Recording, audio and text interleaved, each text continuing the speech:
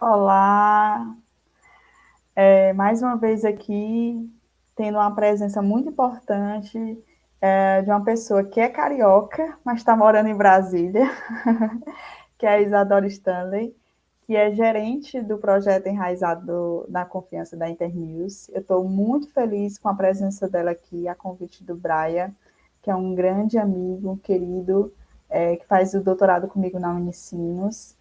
A Isadora, é um prazer estar aqui falando com você. Encontrei estes resultados. Oi, Marta, é um prazer estar com você também. Obrigada pelo convite. Agradeço também a ponte que o Brian fez e estou animada aqui para dialogar com você. Obrigada, Isadora. Principalmente por esse espaço, né, da gente dialogar um pouquinho mais sobre os resultados do projeto, mas para as pessoas conhecerem mais o projeto, né, de alguma forma a COA, né, que é esse projeto aqui no Nordeste que a gente tem essa parceria, né, no sentido de dialogar com projetos da região Norte, e também destacar esses projetos que, de alguma forma, como a Internews, tem diminuído a questão dos rumores, dos boatos, das desinformações em comunidades da região norte do país. Então, vamos lá para as perguntas, né, Isadora? Vamos lá. Quando foi que surgiu, de fato, o Enraizado na Confiança da Internews e por que essa iniciativa ela é tão importante para o norte do país? Vamos lá. O projeto Enraizado na Confiança surgiu como uma iniciativa, né? Um projeto que acontece não só no Brasil, mas em outros 13 países. Eu vou citar alguns, por exemplo, Colômbia, Afeganistão, Líbano, Sudão, Sudão do Sul, República Democrática do Congo, Madagascar, Haiti, entre outros. E todos os países concomitantemente atuam no sentido de trabalhar a questão da Covid-19, a pandemia, e o ecossistema de informação nessas regiões junto às comunidades. No Brasil, devido à situação de como os estados do norte vivenciaram a pandemia, em termos de taxa de vacinação e número de mortes, foi selecionado 3 estados no Brasil para a gente trabalhar, que foi o Amapá, Roraima e Pará. E nesse sentido a gente trabalhou o fortalecimento dos ecossistemas de informação, né?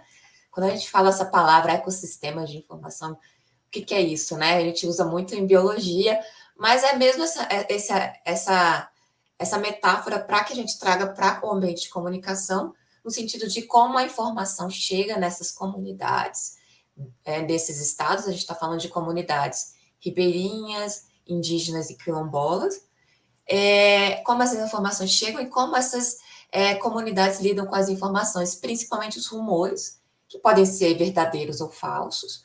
E quando são falsos, muitas vezes são falados e conhecidos pelas comunidades popularmente como fake news. Então, é assim que a gente trabalha com o projeto. A gente tenta, por meio de uma equipe, tanto interna da Internews, como com uma equipe de parceiros, que aí eu estou falando do Instituto de Educação Brasil, Internacional Brasil, a gente está falando do IEPE e do Projeto Saúde e Alegria. Fora também que a gente tem outros parceiros de umas bolsas que a gente trabalhou menores, que teve a Rede Amazon, Idade Mídia, Negritar, Mapinguari, Coiabe, entre outros. Posso ter esquecido um nome ou outro, mas a gente atua nesses estados junto com essas organizações que já têm uma familiaridade, um trabalho longo, né, de trabalhar junto com essas comunidades, no sentido de a gente entender como que as informações chegam, a partir disso, como que essas comunidades tomam suas decisões dentro das suas realidades. Então, a gente tenta muito entender o que tem por trás desses rumores, né, o que tem por trás dessas fake news e por que fazem sentido para elas. Com certeza, Isadora, isso é extremamente importante, né? A gente conhece a realidade do país a partir justamente de comunidades locais, né? Então é importante essa atuação de vocês em 3 estados, em comunidades que de alguma forma tem essa carência também da informação, mas a gente chega já já nessa parte aí. Eu queria entender, até para o público entender também, embora eu conheça mais de perto, através do Brian Araújo aqui, grande pesquisador, sobre como é que funciona o projeto, eu queria que você falasse um pouquinho para o público, como é que a equipe está dividida atualmente, para justamente atuar nesses 3 estados, e o que cada um faz, né? Claro, a equipe é formada. A equipe já teve maior, então eu vou fazer jus à equipe completa, né? O projeto já está chegando mais ao seu final, mas a equipe é formada por o Media Mentor, né? O Brian Araújo, famoso, né? Que a gente citou já algumas vezes aqui na nossa fala. O Brian fica entre Roraima e Manaus. Temos também uma engajadora comunitária, a Samile Valadares, que é uma quilombola do Pará. Temos a Valentina Calado, que logo mais vocês vão falar com ela, é uma antropóloga, trabalhou com pesquisas no projeto. Tivemos no projeto também um analista de dados, PhD em desinformação, o João Guilherme. Tivemos também uma pessoa que trabalhava com gerenciamento de informações, a Fernanda Nunes. E também temos uma outra pesquisadora, a Paloma Monteiro, ela fica no Rio de Janeiro, ela está fazendo um estudo sobre o ecossistema de informação ligado a essas comunidades, mais o público LGBTQIA+, que também em breve a gente vai poder lançar esse estudo. E também temos a oficial de projeto, a Yasmin, que fica em Belém. Temos a produtora de conteúdo, né, que é a Julie Vandenberg, ela fica em Roraima também. E na equipe também já tivemos, antes da Yasmin, a gente já teve a Letícia, já tivemos o outro Media Mentor, o Juliander. Então, basicamente, a equipe é formada por todas essas pessoas aí que fazem o projeto andar. Para fazer jus também à sua trajetória no projeto, né? Porque eu sei que você não está de paraquedas. Eu gostaria que você falasse um pouquinho da sua experiência profissional, até mesmo para que as pessoas saibam, né, de alguma forma, a sua contribuição, de fato, no realizar da confiança da Internews. Eu sou formada em Relações Internacionais e venho atuando na área, principalmente de projetos de impacto social e ambiental, como gestora de projetos há 15 anos. Então, o meu papel no Enraizado na Confiança é mesmo o gerenciamento do projeto. Essa é a minha experiência. Uma grande experiência, exatamente. Fico feliz em poder conversar um pouquinho com você a respeito disso. O Enraizado na Confiança, né, ele tem atuado justamente nessas comunidades que você destacou, né, nesses 3 estados, nas comunidades indígenas e nas comunidades quilombolas, né. E, assim, como vocês têm visto, como você já falou, citou essa questão dos rumores, às vezes rumores verdadeiros, rumores falsos, né? De certa forma, como vocês têm visto esse engajamento na região, né? Esses tipos de rumores que mais rondam, que de certa maneira são divulgados, ou então que vocês observaram nesses últimos meses, que tem, de alguma maneira, repercutido nesses 3 estados, ou se há diferenças, né? Porque por mais que seja a mesma região, pode sim ter diferença em relação a esse tipo de engajamento nesses rumores, né? Sim, esse ponto é bem importante. A gente coletou mais de 1.700 rumores ao longo de 2022 e existem algumas similaridades entre eles, né? Nesses estados que a gente coletou os rumores e muito assim, a gente tem 6 tópicos que a gente viu que tem uma similaridade ao longo do ano. Existe uma parte que é a questão da hesitação vacinal, de que a vacina, você tomando a vacina, ela pode gerar algum tipo, causar algum tipo de doença, problema no corpo. Então, isso daí foi muito comum, né? E isso também foi um tipo, foram tipos de rumores que afetava a probabilidade da população ir se vacinar. A gente sabe que muitos idosos, muitas mães não levaram seus filhos para vacina, não quiseram vacinar por causa desse tipo de rumor, que muitas vezes era feito pela ciência, né, médicos falando, então isso aí também aconteceu e isso gerou muito medo na população. Também teve os rumores muito ligados ao passaporte vacinal, sobre a liberdade ou não é, da população, de estar infringindo a liberdade individual de tomada de decisão da população em circular. Então, isso daí também foi muito forte. Também tiveram rumores ligados a substâncias que seriam ingeridas e que poderiam apoiá-las na não manifestação mais da Covid-19, tanto desde tomar medicamentos que não foi comprovados cientificamente, como ivermectina, azitromicina, entre outros medicamentos, e também a ingestão de produtos líquidos como carvão vegetal, álcool, para que a população pudesse ficar imune ao vírus. Também teve muito rumor ligado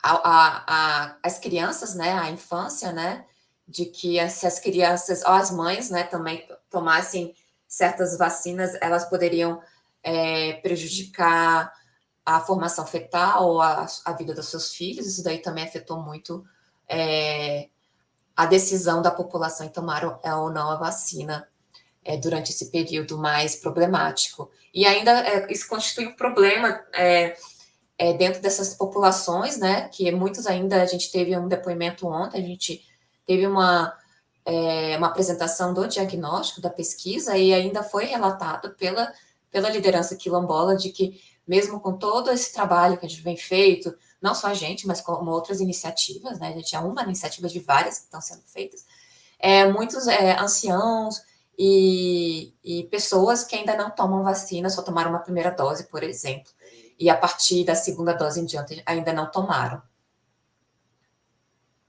Eu vejo, de certa forma, com essas informações que você nos traz, que isso, de certa forma, é muito preocupante, né? Porque é um desafio, né? Parte de nós pesquisadores, assim, no sentido de quando levantamos esses dados, a gente vê que há um desafio em relação à própria ciência, né? De convencer as pessoas da importância das vacinas e que, de alguma forma, essa onda do negacionismo no Brasil, né, que vem muito também de uma retórica dos Estados Unidos, né, porque a gente sabe que isso não é só aqui no Brasil, a gente sabe nos Estados Unidos, mas em vários outros países do mundo, que vai contra essa questão da importância das vacinas, mas também existe também em relação às comunidades, especialmente eu falo aqui, falar regiões norte e nordeste do país, dessa, às vezes, falta de acesso à informação, né, Isadora, que impede as pessoas de também entenderem a eficácia de um medicamento, a eficácia de uma vacina contra a Covid-19. Na verdade, isso é uma questão também que, de certa maneira, tem esse engajamento dos rumores. Sim, Marta, e é bem importante pensar também que quando a gente está analisando esses rumores, a gente não está fazendo uma checagem de fato se é verdadeiro ou falso, mas por que esse rumor faz sentido para a população, né? Porque a decisão de tomar ou não a vacina também vai pelo contexto social que a população está inserida e as influências, né? Muitas vezes o grupo que ela está inserido tem algum tipo de informação que pode impedir ou informar de uma maneira que a população decida que o melhor para elas não é tomar a vacina também. Mas o que o projeto visa é que a população esteja recebendo informações seguras e que elas mesmas possam tomar a melhor decisão por elas. O projeto não tem o intuito de convencer a população a tomar vacina, que isso é melhor, mas que a população esteja recebendo as informações seguras e corretas para que elas mesmas possam ser as decisoras de que é o melhor para elas. Isso é excelente, Isadora. Muito, muito importante essa atuação do Enraizado na Confiança, com essa intenção das pessoas terem a liberdade de fazer suas escolhas, mas tendo conhecimento, né? Ou seja, o conhecimento lhes é dado, é entendido o ecossistema dessas informações nessas comunidades, mas também para elas compreenderem é de fato que não é só um levantamento de dados em vão, né? Ou uma informação que, de certa forma, é coletada para entender a realidade delas e, de alguma forma, ajudá-las nesse sentido, né? Inclusive, Isadora, tem uma questão interessante, né? A gente tem um Atlas da Notícia, mas eu não vou falar muito detalhes sobre isso, mas que ele faz um mapeamento de cobertura de notícias locais no Brasil, né? Aí, sendo bem sucinta, uma das questões do Atlas da Notícia é que existem desertos noticiosos, ou seja, há locais em que não há cobertura jornalística profissional e que, de alguma forma, também influencia nesse aumento de rumores. Nesses acompanhamentos e levantamento de informações, vocês notaram que isso também, de certa forma, está relacionado, porque a região norte é a região que mais tem deserto de notícias no país, né?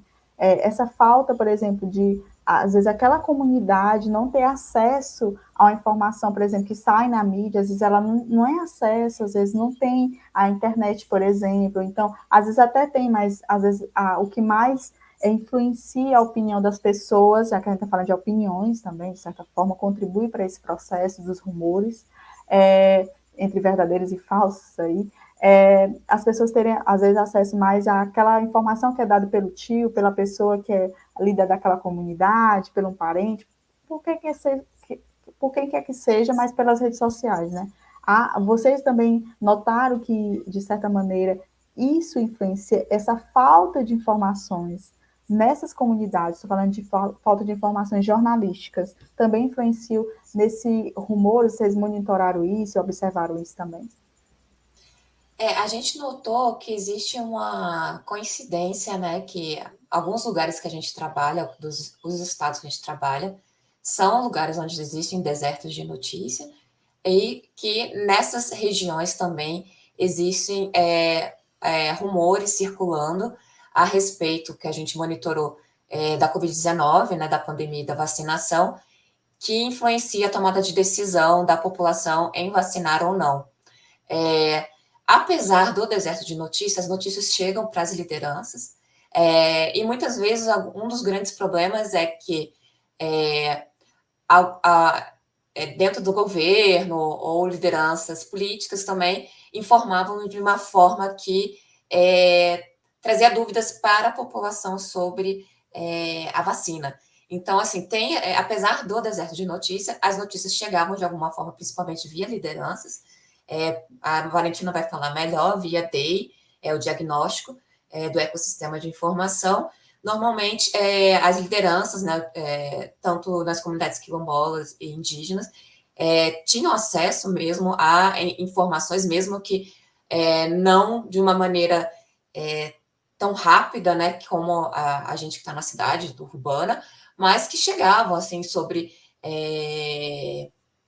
depoimentos de lideranças, né, de lideranças do governo, sobre as informações da vacina, e isso gerava dúvida de será que eu tomo a vacina ou não. Então, isso influenciou, apesar do fato de ser um deserto de notícias, a gente acha que, mesmo assim, os rumores foram bem, poderia dizer, prejudiciais no sentido de que a população não saberia dizer o que era certo ou falso, porque mesmo em fontes que deveriam ser seguras, de alguns órgãos do governo, muitas vezes elas não sabiam se elas deveriam tomar a vacina ou não. Isso é muito preocupante, né? Porque por mais que seja recente, assim, no sentido assim, recente nos últimos 2 anos, mas a gente entra em 2023, a gente ainda pode encontrar realidades nessas comunidades que vocês, de alguma forma, notam que ainda, por exemplo, se surgisse uma outra vacina, por exemplo, talvez ainda existiriam essas dúvidas, porque os rumores estão muito ligados a essas dúvidas que as pessoas têm. Será que eu devo fazer isso ou não? Eu sei que a Valentina já está aqui, eu vou chamar ela já já. Tá. Vou Isso chamar aí a ela já gente já. pode falar, por exemplo, daquele rumor, né, que ficou bem famoso sobre virar jacaré. Isso daí também afetou muito a população. E a gente teve nos nossos grupos focais, nas conversas com as comunidades, muita dúvida sobre as marcas diferentes das vacinas, essa confusão. Mas isso partiu muito de uma uma não, né? Várias declarações que partiu do próprio ex-presidente, né? É, eu, Isso. eu gosto de falar essa palavra ex-presidente, porque assim, a gente nota que contribuiu muito esse discurso negacionista, esse discurso autoritário, principalmente essa falta de assistência às comunidades quilombolas e indígenas no próprio governo que tivemos, né, nos últimos 4 anos, contribuiu, por de certa forma, essa falta de assistência e, de alguma forma, essa questão dos rumores. Inclusive, era até isso que eu ia lhe perguntar na próxima pergunta, era, eu sei que vocês têm feito esses diagnósticos, têm visto essas realidades, têm visto esses rumores, por exemplo, em relacionado à Covid-19, mas vocês, por exemplo, têm estabelecido a partir disso, ou futuramente, ou já estão fazendo isso, pelo que eu já conheço do projeto, vocês podem informar, estratégias educacionais para, de alguma forma, capacitar esses líderes de comunidade a distinguir o que é uma informação confiável do que é um rumor, uma desinformação? Essa pergunta é bem interessante, Marta, porque dentro do projeto a gente desenvolveu em parceria com o IEB, IEPE e agora com o Projeto Saúde e Alegria, capacitações. Um foi o Comunica Quilombola, e o outro foi o encontro o Aquiuai checando os fatos. Então, nessas capacitações, tanto as lideranças quilombolas como os comunicadores indígenas da rede Wakiwai passaram por um percurso pedagógico, né, educacional, no qual tinham capacitações que apoiaram essas lideranças a entender o que é fake news, o que é um rumor verdadeiro, o que é um rumor falso, e a partir disso a gente recebeu relatos dessas comunidades de que nos grupos de WhatsApp, por exemplo, essas pessoas conseguem agora mostrar para a população o que é fato, o que não é, e dessa forma tomar a melhor decisão possível para a comunidade. Eu fico tão feliz em ouvir isso. Por isso que eu sou suspeita para falar. Eu acho muito importante o projeto de vocês na região Nordeste, na região Norte, que de certa forma tem um conhecimento aqui no Nordeste, eu sempre falo do projeto através do Brian Araújo, aqui para alguns amigos meus, e eles ficam muito entusiasmados em saber dessa atuação de vocês, em saber desse impacto nessas comunidades que carecem justamente dessa questão educacional, porque a gente fala aqui de pesquisa, né, Isadora, no sentido de ter esses diagnósticos, que eu sei que a Valentina vai falar mais, mas de ter esse conhecimento da realidade, de ter essa observação, esse olhar, mas também de entender essa importância desse contato que faz, de alguma forma, as pessoas terem essa liberdade que você enfatizou bem no começo da sua fala, a liberdade das pessoas de escolha, mas a partir do momento que elas têm um conhecimento, que elas compreendem onde elas podem confiar uma informação, de onde elas podem ter dúvidas, sim, elas vão ter dúvidas, mas a partir do momento em que elas, não, eu já sei aqui, ó, caminhos de confiança, e o projeto de vocês, Enraizado na Confiança, tem isso, né? E eu acho extremamente importante. Parabéns pelo projeto de vocês. Inclusive, eu até ia aproveitar antes de chamar a Valentina, para que você falasse um pouquinho de onde as pessoas podem acompanhar o projeto. Também, inclusive, eu até tenho muita curiosidade de entender quais são os próximos passos de vocês em relação a 2023, 2024, ou se vocês ainda estão elaborando isso, ou então vou deixar aí só um spoilerzinho para a gente, alguma coisa, mas para que as pessoas também conheçam melhor o projeto de vocês. Mais uma vez, muito obrigada, Isadora. Obrigada, Marta. Obrigada aos ouvintes. O nosso projeto, você pode buscar maiores informações no nosso site, que a gente pode botar depois o link, que em inglês é www.rootedintrust.com. Eu vou verificar aqui, que eu não sei de cor, depois. Depois a gente pode passar e você atualiza, pode ser? Posso sim.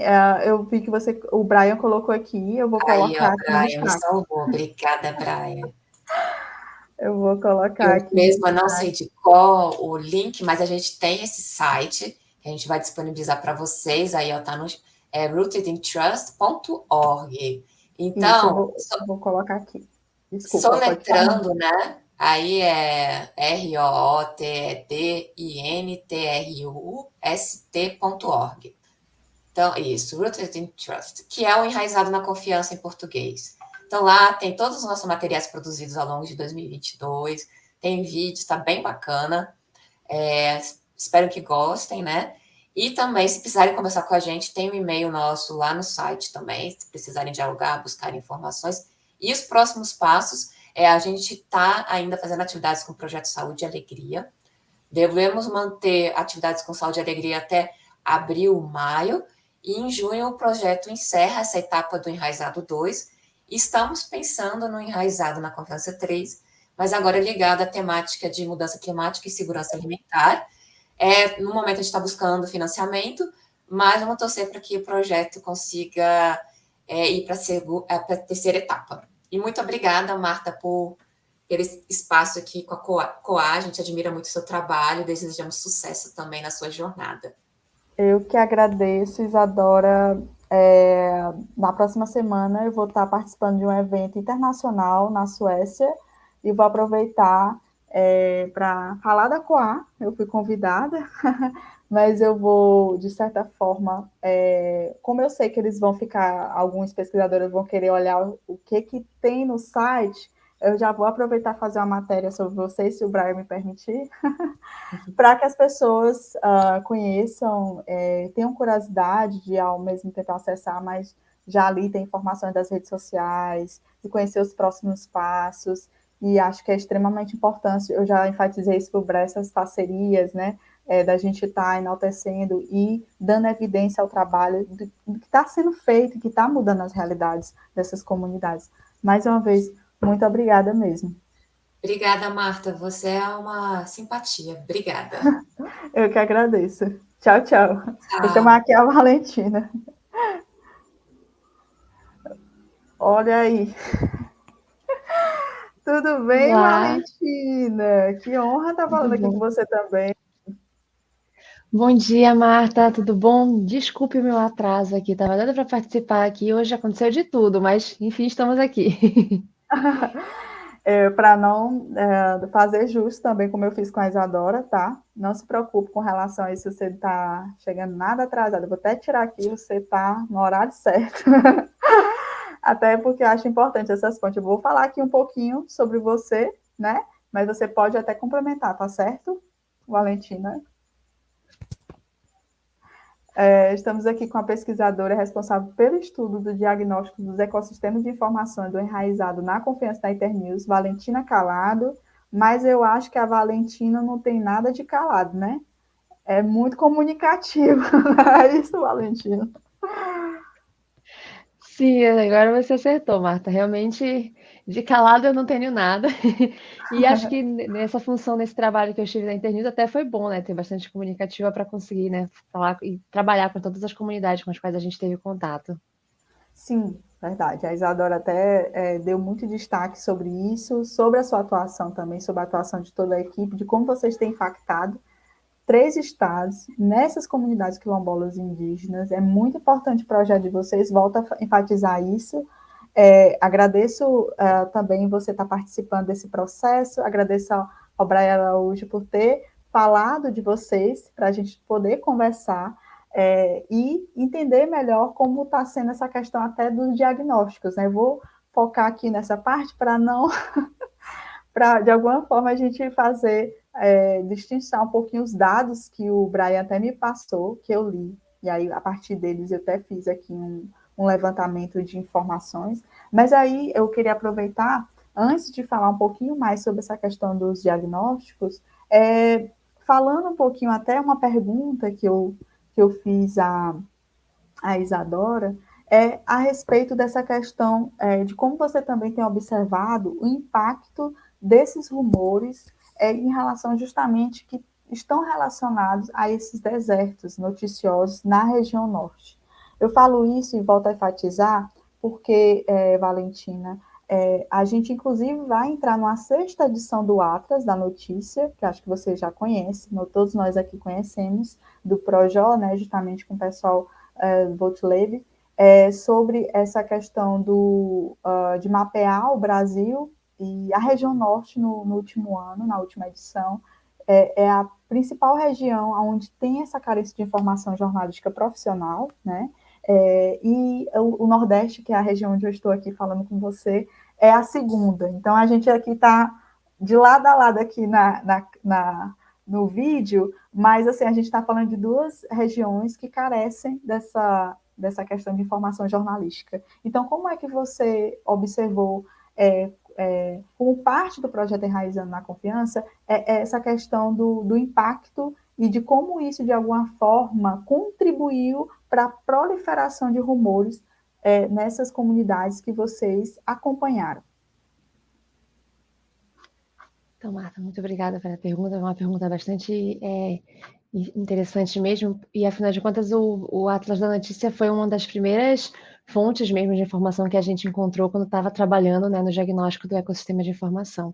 Acho que a gente pode contextualizar um pouco, né, nesse projeto Enraizado na Confiança. Um dos objetivos era que a gente fortalecesse ecossistemas de informação. E ecossistemas de informação, o que a gente entende por ecossistema de informação? São todos os relacionamentos que as pessoas têm com as informações e com as notícias que elas recebem, né? Então, a gente está pensando aqui no contexto específico da pandemia da Covid-19 junto a comunidades indígenas e quilombolas em 3 estados do Brasil. Então, para a gente entender a relação que essas comunidades têm com as informações que elas recebem, com as notícias, a gente precisa entender, afinal de contas, como é que se dá a oferta de informações, né? Informações qualificadas para essas comunidades e também como se dá a oferta de informações a nível nacional. Então, uma das primeiras coisas que a gente fez nesse trabalho, principalmente eu, né, na função de pesquisadora, né, foi identificar quais são as fontes de informações, identificar um pouco do contexto, do panorama das ofertas de informações a nível nacional e depois a nível regional e local. Então, a gente mapeou um pouco dessas fontes de informação, identificou quais são as principais fontes de informação que a população brasileira, né, acessa, então, e também na região norte. A gente identificou, né, sobre como a população na região norte ela acessa muito a televisão ainda, é uma das regiões que mais acessa televisão no país, né? E a televisão ainda se faz muito presente. A gente identificou sobre como na região norte, apesar da população acessar muito a televisão e ainda ter, sabe, e ter cada vez mais acesso à energia elétrica e tudo, a população ainda na região norte não tem acesso pleno à energia elétrica, então uma boa parte da população que vive no escuro, né, digamos assim, entre aspas, é uma população que vive na região norte, principalmente nas áreas rurais, né, incluindo territórios indígenas e quilombolas. E uma das outras coisas que a gente identificou é justamente isso, sobre a questão dos desertos de notícia, né?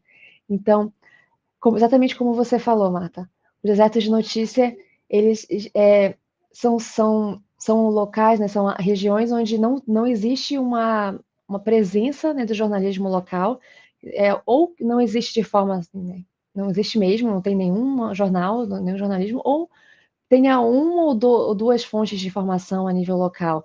E quando a gente está falando de informação a nível local, a gente está falando de jornalistas, de programas de TV, programas de rádio, né, ou programas mesmo, ou portais mesmo na internet, que falem sobre a realidade daquele contexto, daquele município, né, que fale sobre as comunidades daquele local, não só que seja produzido por pessoas dali, mas que seja voltado para as temáticas daquele contexto, né? Então, se você não tem um jornalismo a nível local, você não tem informações sobre o cotidiano, sobre a realidade daquelas pessoas. E como que isso impacta, né, no contexto da pandemia? Ora, a gente viu várias vezes no Jornal Nacional sobre os casos e os níveis, né, de casos e óbitos em todo o país. Depois a gente viu sobre o avanço da vacinação. Só que a gente está vendo ali um panorama nacional, né? E isso ajuda a gente a ter uma noção de como é que o nosso país está. Mas e como é que está na região onde a gente mora? Como é que está no município que a gente mora e próximo da comunidade onde a gente está, né? Pensando em comunidades indígenas e comunidades quilombolas. Se a gente não sabe a situação do nosso município, a gente não sabe, às vezes, a situação do país está muito boa, mas às vezes o nosso município não está. E sendo o Brasil um país de uma extensão, né, continental, tem um tamanho muito grande, né, o país. E além disso, tem uma população muito diversa, com características muito distintas, a gente não pode basar nosso cotidiano e as nossas políticas públicas numa análise unicamente nacional. e também não pode se basear, às vezes, nas análises que são pretensamente nacionais, quando, na verdade, estão falando da região sudeste do Brasil. Então, a gente precisa conseguir olhar para esses contextos, né, para essas localidades. E ter jornalismos locais, né, jornalistas e comunicadores que falem do seu contexto e que falem não só da realidade daquele contexto, mas que dialoguem diretamente com as...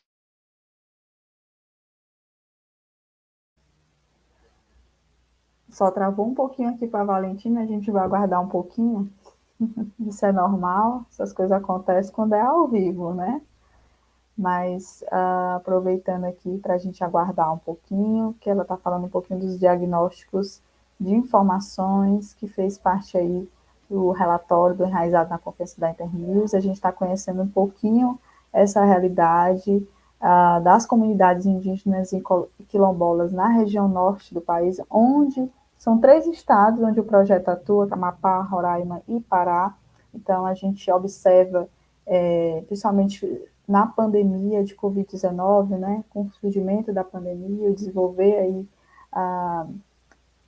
da questão das vacinas, acho que a Valentina volta em instantes, a gente viu muitos rumores falsos sobre a questão da eficácia das vacinas na região. A gente também, vocês que conhecem um pouquinho também o projeto aqui no Nordeste, a gente também viu isso aqui no Nordeste, então, mas na região Norte, infelizmente, isso foi muito crescente, né? A gente acompanhou em relação a essa questão não só da eficácia das vacinas, né? Porque tipos de vacinas, de marcas diferentes, mas também sobre a questão do vírus em si, né? Então, isso, de certa forma, inclusive, que a gente chama de vírus desinformacional. O Brian Araújo, o pesquisador que está aqui presente, faz parte também do projeto, ele até nos passou esse endereço aqui que vocês também podem acessar, conhecer um pouquinho melhor o projeto e poder, de alguma forma, obter mais informações, conhecendo mais o impacto do projeto no mundo e aqui no Brasil, né, da importância do projeto. Então, a gente vai, inclusive eu vou escrever uma matéria para vocês poderem acompanhar melhor no site sobre a questão do projeto, sobre essa questão desses diagnósticos de informações, para vocês conhecerem um pouquinho mais a realidade. E a gente vai poder, a Valentina vai entrar em breve, não se preocupem, o Brian Araújo aqui, que está nos bastidores, já está me dizendo aqui, mas não se preocupe. Então, a gente vai fazer uma matéria, e aí vocês podem conhecer também os endereços aqui do projeto e poder acompanhar melhor, clicar, conhecer mais, para poder até mesmo entrar em contato com a equipe. Às vezes pode estar fazendo um projeto de pesquisa, mas eu estou fazendo um projeto de pesquisa sobre os rumores na região norte do país. Então, você pode conhecer um pouquinho melhor o projeto Enraizado na Confiança. E vocês podem estar vendo impacto no mundo, falando da realidade mais local no Brasil, né, na questão dessas três falar comunidades, mas aqui 3 estados, e aí vocês podem estar acompanhando, fazendo, quem sabe, um TCC, um artigo sobre. A Valentina acabou novamente de entrar. Tudo bem, Valentina? É normal. Tudo bom. Então, a gente estava justamente falando, né, sobre as dificuldades de acesso à energia elétrica na região norte, e acontece comigo, né? A minha energia cai. Eu acho que eu acabei não me apresentando direito no início, né? Mas assim, eu moro aqui em Santarém, no Pará. Eu sou nascida em Belém, no Pará, vivi a minha vida toda aqui no Pará, e agora eu moro aqui em Santarém, e é uma região aqui no oeste do Pará, e olha, a energia fica oscilando aqui, a internet cai junto. A minha internet móvel no celular não está funcionando e só estou usando a minha internet Wi-Fi. E por algum motivo uma fase da casa não está funcionando. É parte, sabe, da nossa realidade, do nosso contexto aqui mesmo, né? Não se preocupe, eu sei que tem uma jornalista aí, que eu conheci ela em São Paulo ano passado, no evento do Congresso da Abraja, só não estou lembrada aqui, acho que o sobrenome dela, a Tereza, que ela é daí, se eu não me engano, ela é realmente de Santarém, inclusive eu lembrei dela aqui agora, rapidinho, e aí ela faz investigações bem interessantes, ela corre risco fazendo uma certa cobertura política no estado do Pará, e ela mora em Santarém. Então, é interessante ver que não é só a questão de falta de energia ou falta de acesso, ainda tem essas questões de perseguições jornalísticas que acontecem, né, para quem está fazendo a cobertura na região. Ainda Sim, tem isso. sim. Inclusive, a gente abordou um pouco sobre isso, né, num dos documentos que a gente está publicando. A gente pode já entrar nesse assunto, mas eu estava falando ainda, né, sobre os desertos de notícia, né?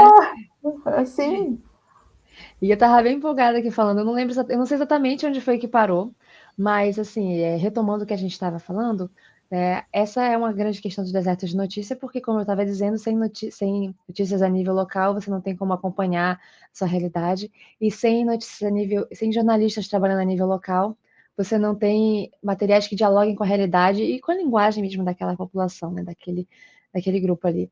Então, é muito significativo que a região norte seja uma das regiões, né, que seja a região que mais, né, tem deserto de notícia. E nós atuamos durante o projeto Enraizado na Confiança, principalmente, né, nos estados do Pará, no Amapá, e em Roraima. No Pará, a gente trabalhou com comunidades quilombolas em Barcarena e, e no Amapá a gente trabalhou com comunidades quilombolas em Macapá e em Santana.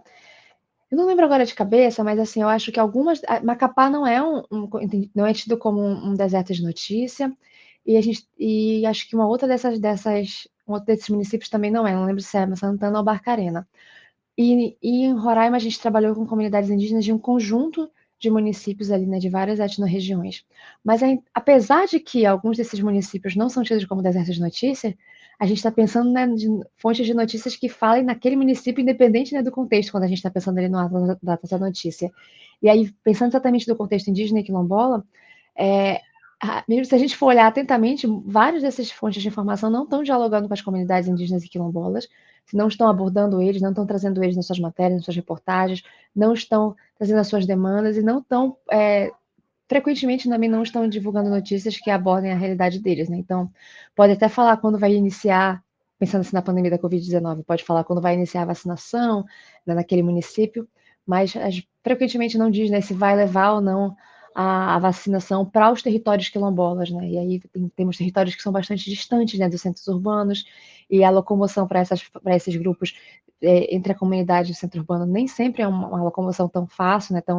Não, por vezes é uma coisa corriqueira, né? Depende muito da realidade da comunidade, mas frequentemente não é. E no caso ali de Roraima, somente a capital Boa Vista não é um deserto de notícia, né?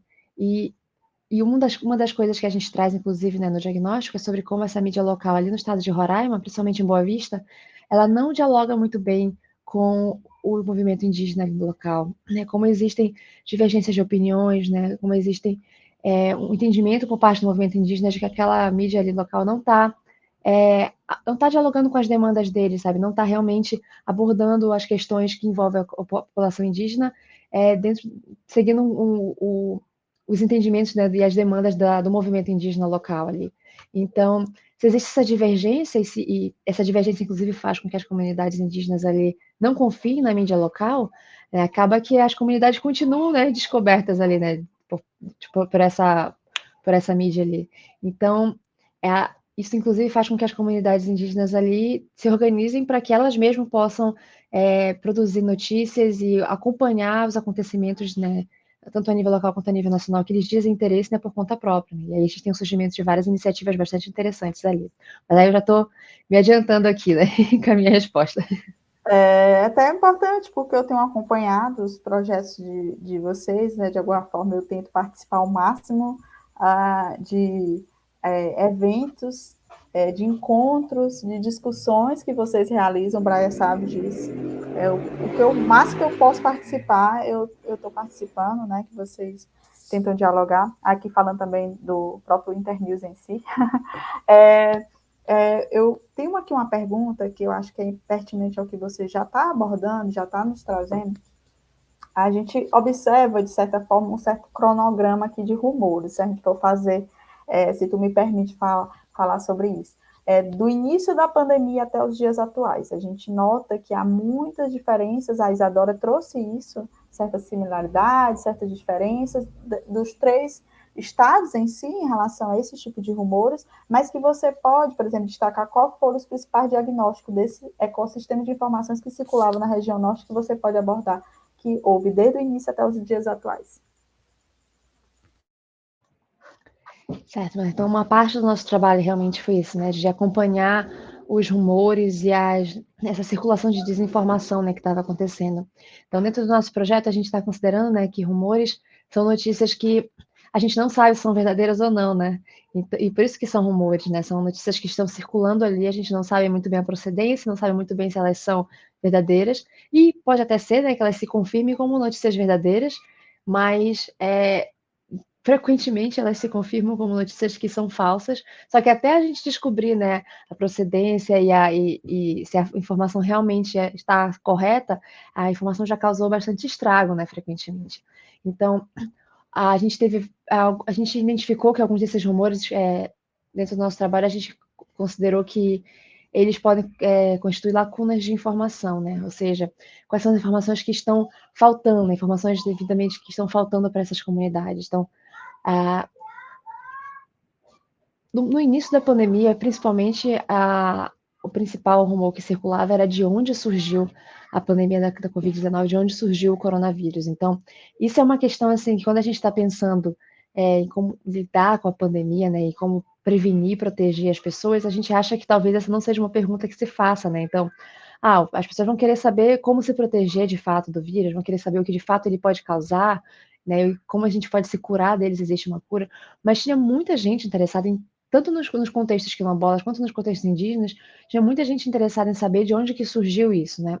E como que uma coisa que veio de tão longe, né? Porque vários deles tinham ciência de que os primeiros casos vieram da China, né? Então, vários deles se perguntaram assim, como que uma coisa que estava tão distante veio parar na nossa realidade, chegou dentro das nossas comunidades? Então, essa foi um dos principais rumores, sabe?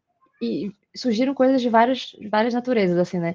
Desde que foi uma coisa de fato que surgiu assim surgiu espontaneamente a partir de alguns animais que tiveram contato com pessoas, né? E o vírus pulou, né? Como a gente fala, né? O vírus pulou, né? De alguns animais para algumas pessoas, até dizerem que foi uma coisa que foi criada em laboratório, né? Até dizer que foi uma coisa que foi trazida propositalmente para o Brasil, né? Então, todo tipo de rumor circulou, e essa é uma questão bastante delicada, inclusive, porque por mais que a gente tenha uma narrativa oficial, né, de como que isso surgiu, ao longo dos últimos anos, essa narrativa oficial tem sido questionada também. Então, a gente ainda tem aquela narrativa oficial de que surgiu, né, a partir de fato de alguns animais que foram consumidos indevidamente em alguns mercados, né, em determinadas cidades da China, mas outras fontes, inclusive outros pesquisadores, inclusive oficiais, têm questionado essa narrativa e isso acaba se alterando um pouco ao longo do tempo, né? Então, essas mudanças das narrativas oficiais por conta de novas descobertas, novos aprendizados, acabam causando confusões entre as pessoas. Então, isso é uma coisa que surgiu muito no início assim, da pandemia. Mas à medida que a pandemia vai avançando, a gente tem outros rumores, né, sobre a prevenção, sobre como se prevenir. Muitas pessoas ficaram em dúvida se deveriam ou não usar máscara, se deveriam ou não usar álcool em gel, se era necessário ou não permanecer dentro de casa, se o vírus realmente circulava pelo ar ou se era só pelo toque. E, assim, ainda existem muitas pessoas hoje em dia que ainda estão muito preocupadas, de fato, né, em higienizar superfícies, higienizar todas as coisas. E uma das recomendações que foram alteradas é que, assim, por mais que seja interessante você higienizar superfícies, maçanetas, né, portas e tudo, a circulação do vírus está muito mais pelo ar, né, do que de fato pelas superfícies. Mas essa é uma informação que, sabe, que permanece ainda muito, muito forte. E com o início da vacinação, é a vacinação que de fato fica no centro desses rumores, né? Então, se de fato seria seguro se vacinar, se mulheres grávidas de fato poderiam se vacinar, se você poderia ou não tomar vacinas de diferentes fabricantes, né? Acho que a minha câmera desconectou aqui, né? Eu já vou voltar aqui com ela. Se você poderia ou não. Se você deveria ou não se vacinar só com uma ou com várias. Ou se você poderia se vacinar só com uma, ou se você deveria ter várias doses da vacina também, né? Isso é uma outra coisa que tive que trocar de câmera aqui porque uma desligou.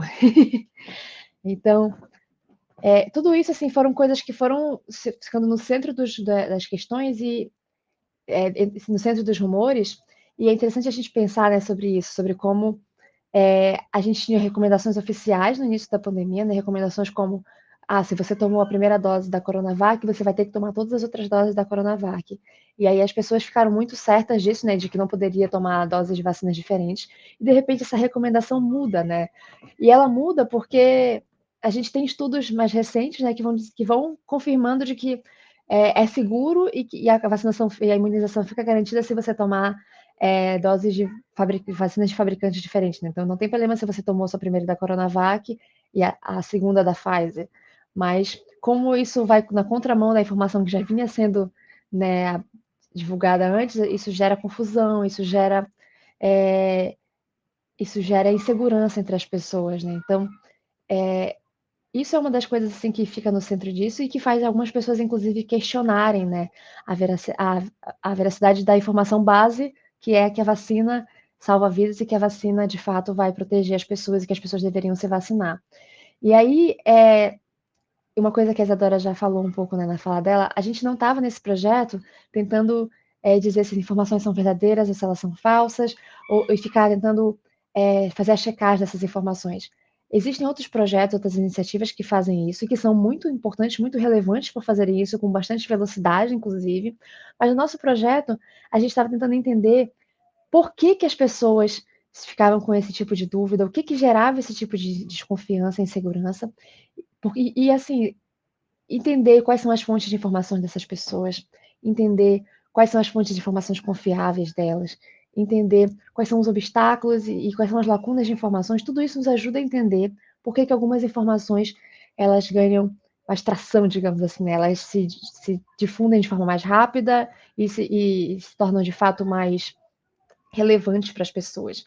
Então, uma das coisas que a gente foi entendendo ao longo do projeto é que informações que são divulgadas por fontes tidas como confiáveis, né, são informações que têm mais, que se fixam mais na cabeça das pessoas, são mais permanentes dentro das comunidades. Então, se uma informação veio através de uma fonte de informação confiável, como uma liderança da comunidade, como um agente comunitário de saúde, essa informação fica mais relevante. Se ela apareceu no jornal inclusive televisivo, que as pessoas, sabe, estão acostumadas a assistir e que é um jornal que tem trazido informações confiáveis para elas tendem a se prender a essas informações. Só que num contexto dinâmico, como o contexto da pandemia, em que as coisas mudam muito rapidamente e as informações também mudam, né? Uma coisa que era verdadeira um tempo atrás, de repente ela deixa de ser verdadeira, não porque as pessoas estavam mentindo para você antes, mas porque a gente está avançando no conhecimento sobre a pandemia e sobre o vírus, né, e sobre as vacinas. Quando essas informações mudam, então você tem isso realmente bagunça muito a cabeça das pessoas, né? Então, de repente, o seu líder a sua liderança da sua comunidade, o representante da sua comunidade, fez todo um trabalho conversando com você sobre a importância de se vacinar e explicou como tinha que ser. De repente, ele tem que voltar e ele dizer para você que mudou. E às vezes ele não consegue repassar para você o porquê que essa mudança aconteceu, ou ele não consegue passar isso numa velocidade hábil porque ele mesmo não foi devidamente informado, né? Então, e você recebe uma mensagem no WhatsApp, assim, sabe, que diz que vai ser diferente agora. Então, isso fica bastante complicado na cabeça das pessoas, assim. E circularam rumores de outras naturezas também, que inclusive se aproveitaram muito da situação da pandemia, que a pandemia não só afetou a vida das pessoas na questão de saúde, mas afetou em questões também econômicas, sabe, em outras frentes. Então, muitas dessas comunidades, existem pessoas que tiram seu sustento do seu trabalho diário, né? Então, do dia a dia, do cotidiano, de vender a sua mercadoria, às vezes, né, o mercado que foi coletado ali e que foi produzido ali na sua roça, que vai vender para um mercado ali. Então, se você não consegue tirar o seu sustento diariamente, porque os mercados estão fechados, porque está sendo imposto um lockdown, isso afeta, né, a economia, né, o cotidiano das pessoas mesmo, né? Então, e aí as pessoas precisam, né? Muitas dessas comunidades precisam acessar precisar acessar o auxílio emergencial, precisar acessar outras campanhas mesmo de apoio, né, no momento mais crítico ali. E aí você assim, né, o auxílio emergencial ele foi apresentado principalmente por via online, né? Então as pessoas tinham que acessar a um aplicativo, tinham que acessar um portal para se cadastrarem, e aí surgem várias, sabe, notícias falsas, rumores mesmo, e golpes mesmo que vão circulando ali, né, de oferta de auxílio emergencial por links que não são os verdadeiros, a oferta de, inclusive já foi relatado, inclusive, sabe, de várias mensagens dizendo que iam ofertar gás de cozinha, sabe, num nível promocional e que não era verdadeiro, né? E no momento que o gás de cozinha estava subindo muito o seu preço, isso era uma coisa que chamava a atenção das pessoas. Então, você tem ali um contexto de insegurança, porque as informações que estão circulando ali nos grupos de WhatsApp, nas redes sociais que elas estão participando, são informações que não são, frequentemente não são verdadeiras e que essas comunidades tinham dificuldade, né, de acessar. Então, uma das frentes do projeto era entender esse contexto, mas outras frentes do projeto também eram de atuar no sentido de apoiar essas comunidades a entender como checar informações verdadeiras, como, como, sabe, duvidar, inclusive, de algumas informações que estavam circulando ali. Então, existiram algumas iniciativas, né, nessa frente, nesse formato. Mas na frente do diagnóstico do ecossistema de informação, a gente conseguiu mapear, né, várias dessas questões, identificar quais são esses rumores que estão circulando, identificar o impacto que eles estão causando e como que isso de fato afeta a realidade e o cotidiano das pessoas, por que que afeta, né, e como que afeta a capacidade das pessoas de tomar decisões bem informadas, né. Então, a gente identificando quem são as pessoas confiáveis, quais são essas lacunas de informação, quais são, é, de que forma isso impactou as comunidades, de que forma elas processaram essas informações, a gente consegue, né, inclusive indicar algumas recomendações para que as próprias comunidades e outros atores que atuam em diálogo com elas, como organizações humanitárias, organizações da sociedade civil organizada, inclusive a mídia, possam dialogar com essas comunidades e possam trabalhar de forma preventiva mesmo, sabe?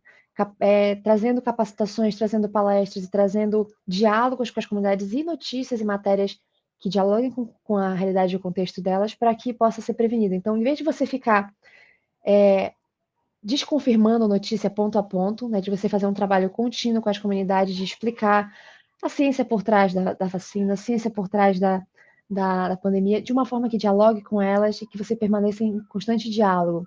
Então, se você tem esse diálogo constante, as comunidades, quando recebem uma notícia que elas desconfiam, quando elas recebem um rumor, elas já estão mais equipadas para desconfiar deles, elas já estão mais equipadas para saber como buscar, né, saber se aquela informação procede ou não, e elas, inclusive, podem entrar em contato com esses atores, né, que dialogam com elas de forma mais próxima para tentar confirmar aquilo, né? Então, isso é o que configura um ecossistema de informação mais saudável, né? As pessoas estarem alertas para esses rumores e saberem como elas podem checar se aquela informação é verdadeira ou não. E elas mais, assim, elas tendo essas ferramentas, né, elas podem tomar decisões mais informadas sobre a realidade e o cotidiano delas mesmo, inclusive em situações mais extremas como a pandemia. Falei um monte. Falou, mas falou extremamente importante. Eu só ia dizer que eu vou comentar um pouquinho sua fala, mas eu só queria, só em questão de segundos, só colocar aqui o cabo para não perder, não cair agora aqui, porque tá descarregando meu notebook. Mas eu só vou botar aqui rapidinho. Só espera menos de 10 segundos, rapidinho, rapidinho. Só, viu, Brian? É rapidinho só para poder.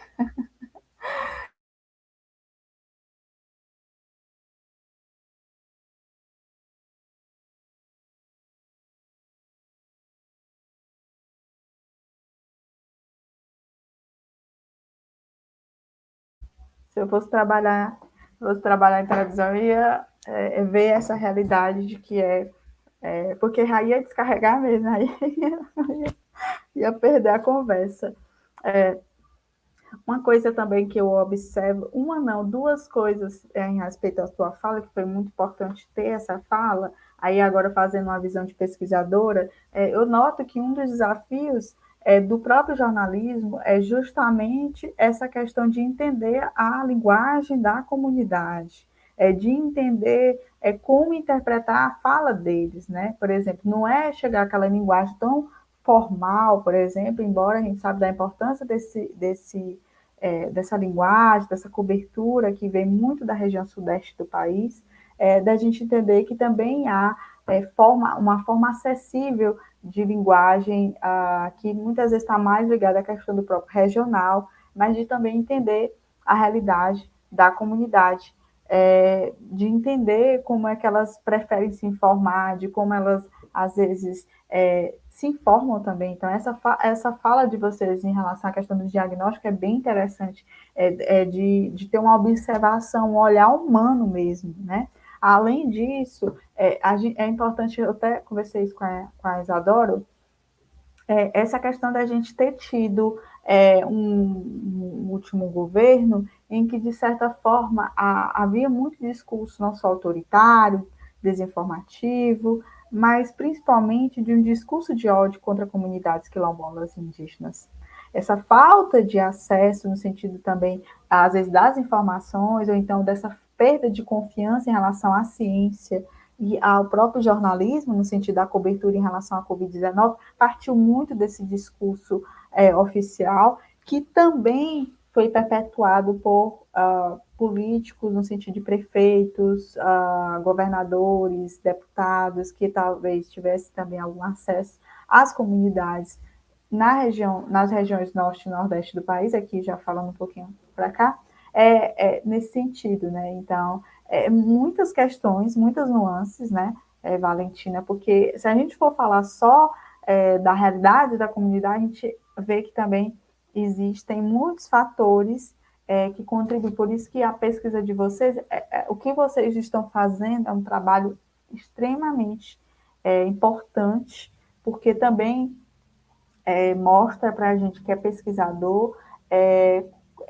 uma realidade de 3 estados na região norte do país que tem essa questão dos rumores, mas por diversas questões. Então, não é só pela questão às vezes, da distância. A Valentina caiu, a gente já entende que essa questão da, da energia, a gente aguarda mais um pouquinho. Então, a gente observa que há esses problemas muito ligados a essa questão dessa falta de cobertura, mais ligada a várias questões também, né?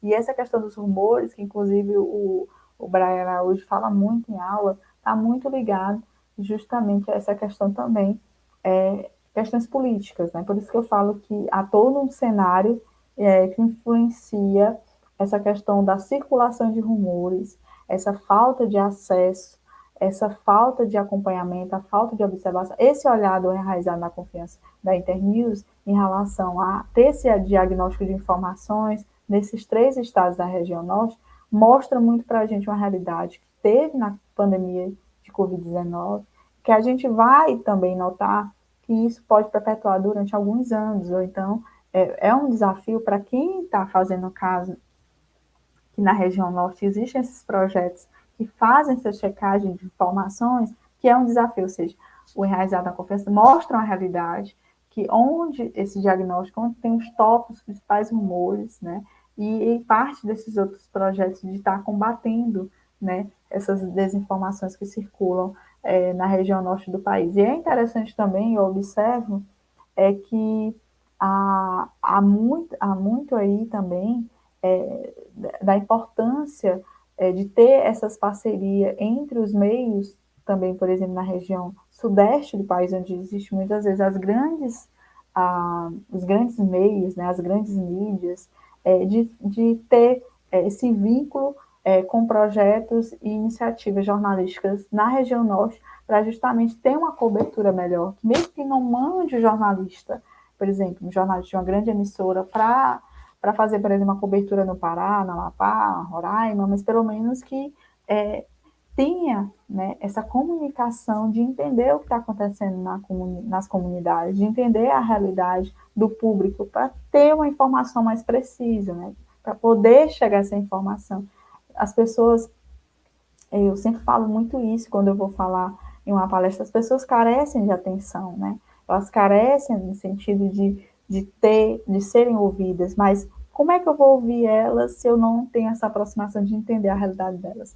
Então, é extremamente importante o projeto enraizado na confiança da Internews, porque mostra esse olhar, essa sensibilidade, e eu fico muito feliz em estar aqui falei tanto com a Isadora Starling, também estou falando aqui com a Valentina Cavado. Agradeço mais uma vez o Praia Araújo em estar tendo essa comunicação para a gente observar, né, que é preciso acompanhar essas realidades, da gente conhecer mais de perto e, ao mesmo tempo, ó, Valentina, novamente, mas isso é extremamente, como é que fala? É normal, né? A gente está tendo esses probleminhas aqui, mas não vou deixar nada de você ficar calada, não. Prometo que as perguntas vão ser bem diretas. Inclusive, eu estava comentando sobre isso, né? Sobre essa questão dos rumores. Inclusive, tem uma pergunta, né? Qual foi assim, a média de rumores que vocês detectaram? Pode ser nesses anos que vocês acompanharam, em 2022, e os principais tópicos desses rumores. Eu sei que a Isadora comentou um pouco, você já deixou aí em algumas falas sobre os principais, né? Mas você pode destacar os tópicos, principalmente já que a gente observa que nos 3 estados, com certeza, houve diferenças, né? Apesar de terem similaridades, mas com certeza houve algumas diferenças desses tópicos. Mas pode ser que tenham mais similaridades do que diferenças, né? Por causa da questão da própria Covid, né? Mas se você puder falar um pouquinho, até para as pessoas entenderem dessa questão dos próprios diagnósticos, dessas informações que vocês coletaram e notaram, né? Que houve, de certa maneira, que foi muito assim... importante para vocês compreenderem o que estava, de certa maneira, circulando nesses 3 estados, né? Amapá, Roraima e Pará. Tá certo, Marta, obrigada pela pergunta. E eu vou até aproveitar uma colinha aqui, porque foram muitos rumores que foram analisados. Assim, a gente tinha uma equipe com outras pessoas que estavam atuando diretamente, né, analisando esses rumores que circulavam tanto online ou offline, né, em torno dessas comunidades, dentro dos 3 estados. E aí eu vou pegar essa colinha aqui porque foram muitos rumores. Ao longo de 2022, o projeto contabilizou 1.712 rumores sobre a pandemia da Covid-19, coletados tanto online quanto offline. Então, mais de 1.000, quase 2.000 rumores, né, que circularam nas comunidades. E os principais tópicos desses rumores foram o plano de vacina, e as teorias da conspiração aqui em torno dele, em torno desse plano de vacina, o tratamento ou a cura, né, alternativas. Então, vários rumores que circularam sobre se existia uma cura e se existia um tratamento para a Covid-19, né? Então, e aí a gente não está falando sobre a vacinação, não, a gente está falando sobre realmente se existiriam tratamentos, e aí, nesse caso, existia uma grande confusão entre o que seria uma medicina que poderia, de fato, prevenir ou curar.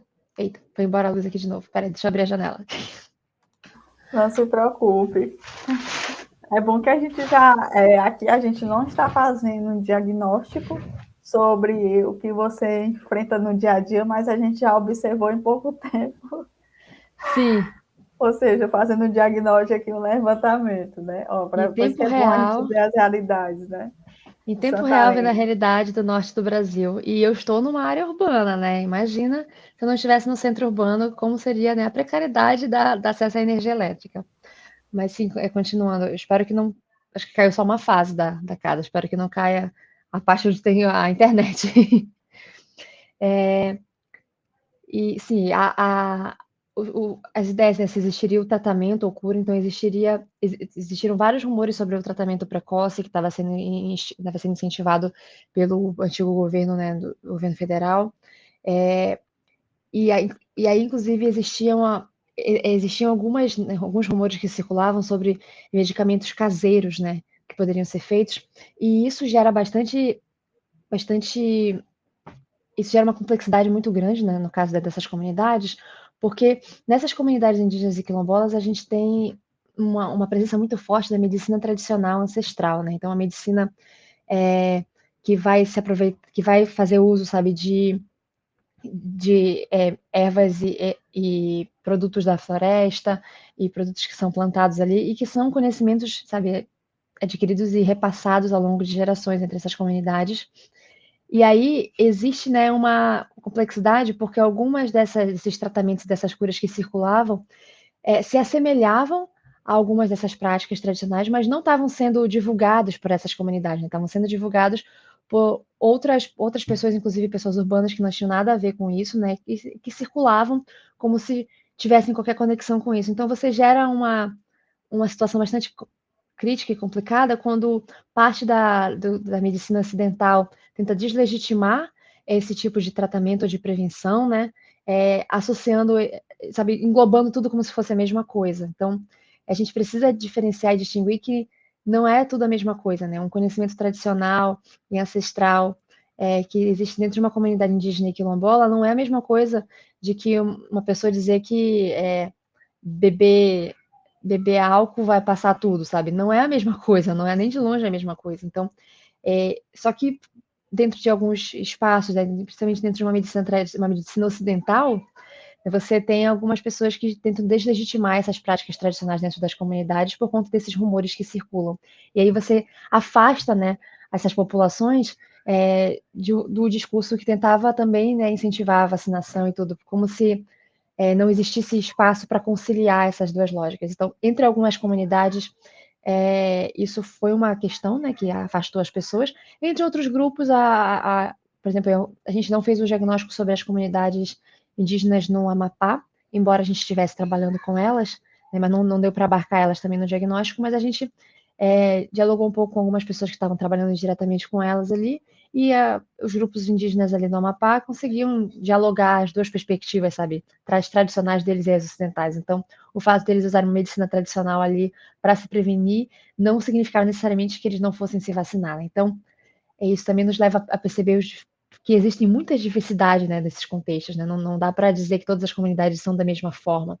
Então, você precisa observar as especificidades de cada local e a forma como cada grupo também vai conciliar diferentes lógicas, né, de prevenção, de tratamento e de cuidado, né, com a sua própria saúde.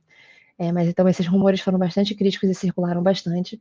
Também rumores em relação à segurança e efeitos colaterais da vacinação, muitos rumores sobre se a vacina seria ou não um experimento feito com a população, e isso também tem a ver com o fato de que as populações indígenas e quilombolas tiveram prioridade, né, tiveram preferência na vacinação, e elas tiveram preferência na vacinação principalmente por conta de uma luta política, né, do movimento indígena e quilombola a nível nacional. Só que quando essas informações não são divulgadas, né, de forma acertadas, né, e às vezes não chegam rapidamente entre as comunidades, surge esse tipo de dúvida. Então, por que estão priorizando a gente se nós nunca somos prioridade nas políticas públicas, né? Então, será que estão fazendo algum experimento com a gente? Então, esse também foi um tópico que surgiu e que dá muito trabalho, né, de desmentir isso, e então a gente precisa entender a fundo por que as pessoas, né, estão acreditando nesse tipo de informação, nesse tipo de rumor. Sobre o direito ao acesso à vacinação, e uma das coisas que foi muito, muito relevante foi quando a vacinação começou a ser voltada para o público infantil, né? Então esse também foi um tópico bastante relevante. Acho que esses foram os principais 6 tópicos, assim, né, que estiveram permeando esses mais de 1.000, quase 2.000 rumores que a gente identificou tanto online quanto offline. Em questão, eu achei até interessante quando você falou sobre essa questão dos próprios saberes dos ancestrais, assim, né, dessa questão das próprias receitas, né, que a gente sabe que é extremamente importante, até porque por mais que há esse conhecimento ocidental, né, por exemplo, no caso das próprias vacinas, a gente sabe que às vezes às vezes os cientistas acabam conhecendo certas práticas que são ancestrais, dos próprios indígenas, que são extremamente importantes. Depois é assim, por isso que eu acho interessante a gente depois ver esses estudos, né? Mas assim, é bem interessante ter esse olhar, né?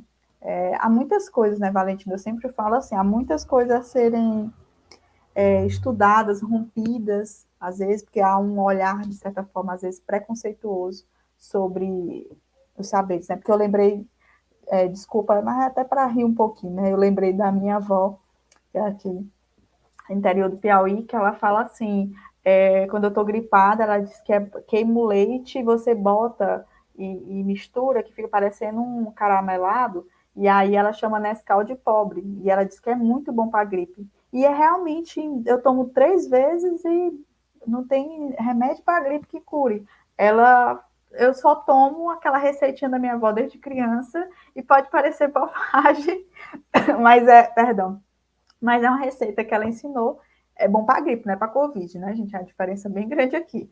E aí é tiro e queda, entendeu? Mas só falei isso para vocês verem que tem conhecimentos e conhecimentos que são, talvez, que há muita questões dos próprios pesquisadores entre essa relação, embora assim a gente saiba que no caso das vacinas de Covid-19 houve estudos, embora com curto tempo, a gente entende também, né, Valentina, que, como você bem ressaltou, essa questão do conhecimento que estava sendo feito em desenvolvimento, às vezes algumas mudanças de discursos, é lógico que as pessoas ficaram um pouquinho inseguras, mas a gente entende que foram vários estudos aí, gente, está sendo estudado, está sendo ainda, e é importante a gente entender que as vacinas, sim, contribuíram, inclusive, para reduzir o número de mortes que a gente estava tendo, o número de casos, a gente já voltou a usar máscara, ou a não usar mais máscara, né, pelo menos aqui, eu não sei como é que está aí, mas pelo menos assim, a gente já diminuiu isso, então é muito importante a gente ver o quanto está sendo feito, e por isso que esse diagnóstico que vocês estão fazendo, e vocês já estão finalizando aí, né, mas tem outras ações futuras, que é importante a gente ter esse olhar, e com certeza, Valentina, eu vou fazer já outras perguntas, tá? Esse levantamento, esse diagnóstico que vocês estão fazendo, eu volto a ressaltar que foi uma fala quando você saiu, é que pode servir para fazer artigos, pode servir para fazer TCCs, quem vai fazer monografia, dissertação, pesquisa de doutorado, eu não sei o que o prédio está pensando para o doutorado, mas acho assim, cada um vai fazendo um levantamento, e isso que vocês estão fazendo é um trabalho extremamente importante, porque serve para os pesquisadores ter uma base, né, uma base de informações, um mapeamento, um diagnóstico, para poder fazer a sua pesquisa, e não tem uma base muito sólida na pesquisa de vocês.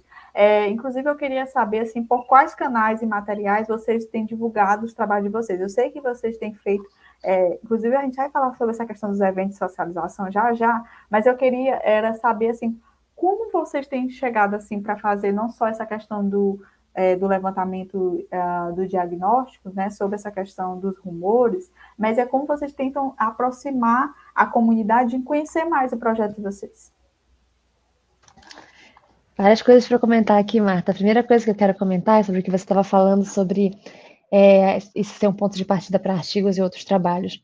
Então, o nosso diagnóstico, ele abarca uma porção de assuntos, de alguns a gente trata com mais profundidade, outros, infelizmente, não foi possível dar a profundidade que a gente gostaria de ter, inclusive, às vezes, por não ser o escopo do projeto, mas tem muitas portas abertas dentro desse diagnóstico para outros estudos, para aprofundamentos do trabalho, e a gente convida amplamente outros pesquisadores e outras pessoas interessadas a realmente mergulhar nisso, sabe, e aprofundar esses trabalhos, porque é muito necessário que a gente tenha mais estudos para que, a partir desses conhecimentos, a gente consiga, né, desenvolver políticas públicas e outras ações diretamente com essas comunidades. Então, boa parte, inclusive, das nossas recomendações nesse trabalho é que a gente explore e aproveite e avance mais, né, nesse diálogo junto às comunidades, né, inclusive de forma presencial, mas também aproveitando as redes sociais.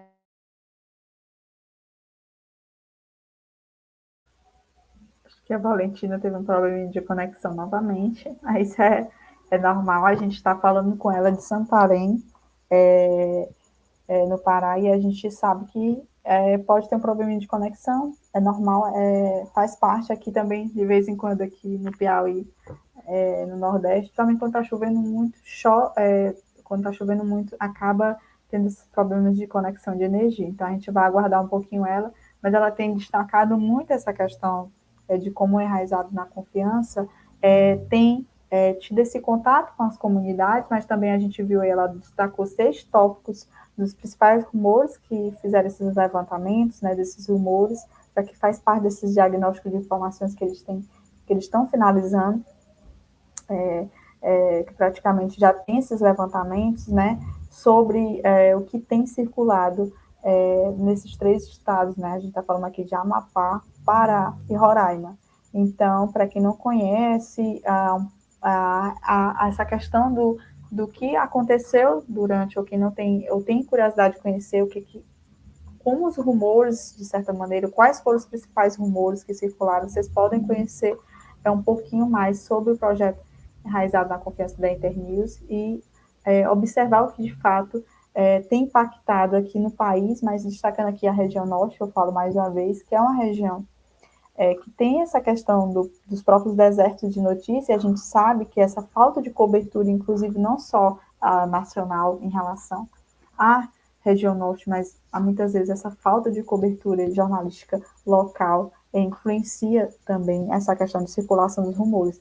Embora aqui o Brian Araújo sempre tem falado em sala de aula, a Valentina também destacou, a Valentina Calado, Isadora Stanley, sobre essa questão de que existem projetos nesses 3 estados que de algum têm feito essa cobertura noticiosa local e também tem contribuído aí para diminuir os volumes, né, a questão da própria proliferação de rumores e boatos na região norte. A gente sabe que é um desafio muito grande, porque a gente nota, por exemplo, muitas desinformações, não só sobre a questão da própria pesquisa sobre a questão da própria pandemia, da questão do vírus, da questão das vacinas, mas a gente também nota, por exemplo, a circulação de informações manipuladas sobre políticas públicas para as comunidades quilombolas, para as comunidades indígenas. É algo que eu tenho acompanhado, eu tenho observado.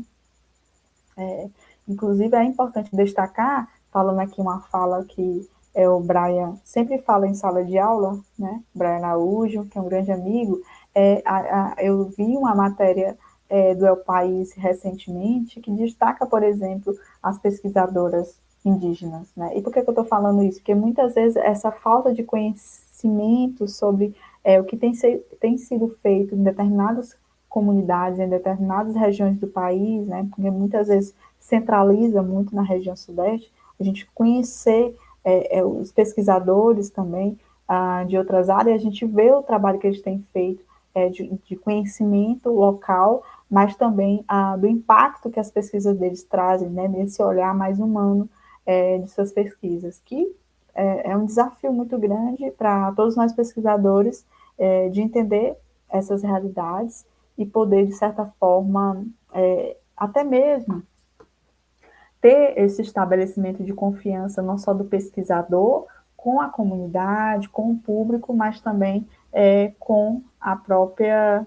eu falando aqui em questão de pesquisa, que é muito importante esses levantamentos que o Enraizado na Confiança faz, da Internews, ter esses diagnósticos. Eu estava falando isso, Valentina, porque traz esse estabelecimento dessa confiança que tem sido perdida nos últimos anos em relação à própria ciência e ao próprio jornalismo.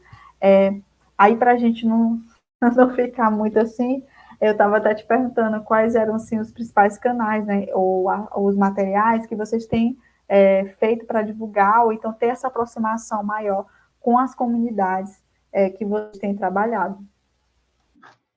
Então, Marta, dando continuidade ao que eu estava falando, respondendo suas perguntas, né? Estava falando sobre como é interessante, né, que outros pesquisadores se aproveitem, né, desse material, desse diagnóstico, como ponto de partida para desenvolver outros trabalhos. E pensando na aproximação com as comunidades, um dos pontos principais do diagnóstico do ecossistema de informação é que a metodologia dele tem que ser uma metodologia participativa e que envolva as comunidades, sabe? Tenha elas no centro mesmo das discussões. Então, pensando nisso, a gente não quis fazer um trabalho, sabe, que fosse sobre as comunidades quilombolas sem o envolvimento e engajamento delas. Então, a gente tinha, né, dentro do projeto o curso Comunica Quilombola e o curso Encontros Wakiwai, checando informações, né, o curso Comunica Quilombola com os quilombolas do Pará e do Amapá, e o curso Encontros Wakiwai junto aos comunicadores indígenas da rede Wakiwai em Roraima. E dentro desses cursos, a gente fez oficinas sobre o ecossistema de informação e sobre como produzir um diagnóstico do ecossistema de informação para que eles também fossem envolvidos nas etapas de elaboração desse diagnóstico, né? Então, a gente conversou sobre o que seria um ecossistema de informação saudável e que perguntas a gente faria, né, para pessoas das comunidades para chegar a essas informações. Então, a gente construiu junto, né, um roteiro. A gente tinha um roteiro base, né, que era oferecido para a apreciação deles, mas eles traziam vários questionamentos, traziam vários apontamentos, né, sobre as perguntas para que a gente pudesse melhorar as perguntas ali, que a gente pudesse acrescentar ou, inclusive, retirar perguntas que não fizessem sentido ali.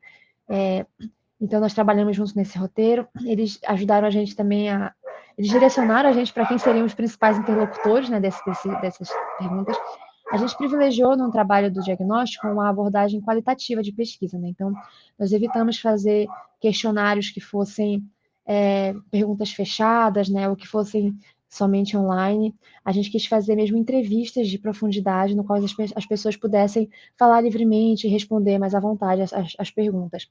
E as próprias pessoas das comunidades, né, que estavam nesses cursos, sejam as lideranças quilombolas, sejam os comunicadores indígenas, que foram responsáveis por conduzir essas entrevistas ali junto às suas próprias comunidades. Então, nós capacitamos várias pessoas dentro dessas comunidades, né, dentro dessas oficinas, para, depois que eles ajudaram a gente a construir o roteiro, ajudaram a gente a selecionar quem seriam as pessoas entrevistadas, a gente fez alguns testes ali internamente, sabe, dentro das oficinas, e depois eles tinham essa missão, né, de fazer as entrevistas nas suas próprias comunidades. Aí as entrevistas eram gravadas em áudio, sempre com autorização de todo mundo, né, e tal, e depois eu recebi esse material para que eu, na condição de pesquisadora, fizesse uma primeira análise daquele material. Só que também a gente não parou por aí não, né? Que eles não seriam só esses agentes que iriam fazer as entrevistas. Eles também tinham que dialogar com as análises e os resultados que a gente estava trazendo. Então, depois dessa etapa que eles fizeram, né, as entrevistas e eu fiz uma primeira análise, a gente trazia uma primeira versão do material em reuniões com essas lideranças quilombolas e esses comunicadores indígenas, para que a gente mandava o material por escrito e também fazia uma apresentação, né, oral, assim, brevemente para eles sobre os principais pontos, e eles traziam questões para eles que seria necessário ajustar, ou que, sabe, tinha uma coisa faltando, ou que a gente tinha entendido alguma coisa errado, ou até a confirmação de isso aqui está certo, isso aqui tem que manter, é por esse caminho mesmo. E a gente conseguiu ajustar uma porção de coisas ali, né, dentro do material. Então, por exemplo, dentro do encontro com as comunidades indígenas, eles reforçaram para a gente sobre a necessidade de tratar da medicina tradicional, que não estava tão bem, a gente já abordava um pouco dela no material, mas não estava tão bem qualificada ali, né, no texto. Então, eles disseram que era importante a gente trazer mais elementos sobre isso. Junto aos quilombolas, eles pediram para que a gente reforçasse mais que uma das grandes lacunas de informação entre eles são sobre os sintomas do pós-Covid. Então, as pessoas que contraíram Covid e se recuperaram, elas acabam ficando com alguns efeitos colaterais, algumas sequelas, né, da doença, e aí eles gostariam de entender melhor se aquilo que eles estavam experienciando e os rumores que eles ouviam de fato eram notícias verdadeiras, né? Então, eles queriam mais informações sobre isso. Então, a gente trouxe no diagnóstico, né, que essa é uma lacuna muito importante ali, né, muito grave entre eles, que eles gostariam de ter mais informações sobre isso. Então, a gente foi ajustando, né, o material a partir desse diálogo com eles.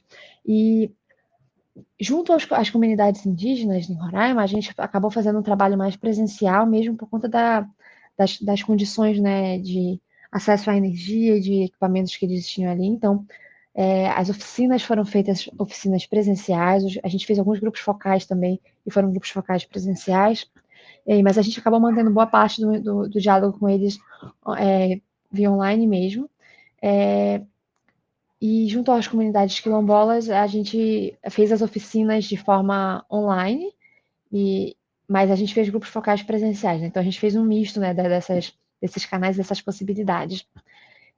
Aí, claro, né, tem pontos positivos e tem pontos negativos, né, tem vantagens e desvantagens, né, dessa abordagem, né, junto às comunidades, mas eu vejo que foi muito produtivo, muito interessante que eles mesmos conduzissem essas entrevistas ali, porque quando a gente traz uma primeira versão, né, do material com as análises, eles tiveram a experiência de entrevistar as pessoas e eles podem dizer para a gente, olha, o que eu observei foi isso e tal, mas uma das coisas que foi muito interessante desse movimento é que eles puderam perceber que várias dessas experiências que eles tinham tido nas suas comunidades eram experiências compartilhadas entre outras comunidades próximas deles, né?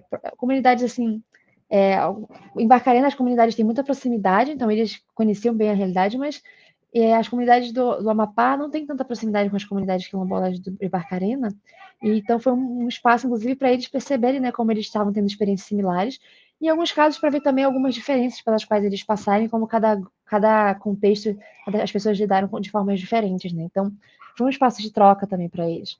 E eu lembro muito bem das pessoas sempre dizendo nos grupos focais que eles gostaram muito das atividades dos grupos focais, porque eram momentos em que eles estavam sendo ouvidos, né?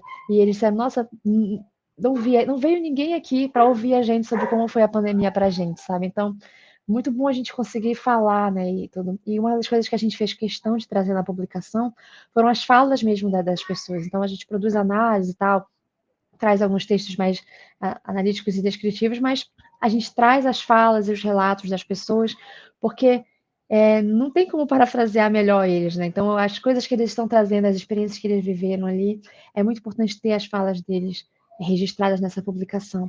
E uma outra coisa que a gente está conseguindo fazer também são alguns pequenos documentários sobre a experiência dessas comunidades ali.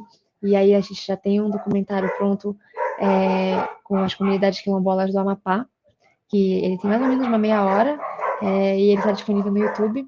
Depois a gente pode também disponibilizar o link para que as pessoas consigam assistir e acessar. Ontem a gente assistiu junto com eles, né, no encontro para... Antes da gente trazer para o público mais extenso, né, o público externo, a gente trouxe esses resultados finais junto a eles, trouxe também o documentário junto a eles para que eles pudessem, né, ser as primeiras pessoas a ver o resultado, né, desse material, e a gente agora vai estar divulgando para um público mais amplo. E aí você perguntou, né, como que a gente está fazendo para a divulgação, né, desse diagnóstico. A gente tem a publicação, né, do diagnóstico, a gente tem uma publicação para as comunidades quilombolas, tem uma outra publicação para as comunidades indígenas, e tem mais uma terceira publicação, que é uma revisão nacional sobre as fontes de informação, em que a gente discute um pouco sobre o panorama, fala sobre deserto de notícia, fala sobre perseguição aos jornalistas, inclusive, né, de forma bastante breve, mas trazendo alguns dos elementos e algumas referências para isso. Uma das coisas que eu gosto bastante no material, né, sobre o diagnóstico junto aos indígenas, é que nós trouxemos referências de autores indígenas ali também, inclusive autores indígenas de Roraima que estavam experienciando a realidade ali, que publicaram artigos, publicaram materiais sobre essa realidade. Então a gente cita eles também, né? Então a gente tem as citações das pessoas que foram entrevistadas e a gente tem citações de autores indígenas, né, que estavam publicando sobre isso. Então eu acho que esse é um diálogo muito importante também ali, que é uma coisa que eu acho que ficou muito bacana e que é bastante enriquecedor nesse material. Aí a gente tem essas publicações que vão estar disponíveis, né, no site do projeto, no link que foi disponibilizado, e tem os vídeos, e a gente está organizando alguns encontros, reuniões e eventos para divulgação. Então, a gente está fazendo as reuniões com as comunidades quilombolas e com as comunidades indígenas para apresentar junto a eles primeiro, né, junto aos nossos parceiros, principalmente ao IEB. A gente está fazendo algumas reuniões com alguns parceiros específicos. A gente, por exemplo, já se reuniu com a Escola de Ativismo e a gente está se organizando para reunir também com a Fiocruz. Essa ocasião aqui, a gente agradece muito a você, Marta, por a gente poder estar participando desse podcast, né, do ECOA, para também divulgar um pouco, né, desses aprendizados, desse processo dentro do projeto Enraizado na Confiança.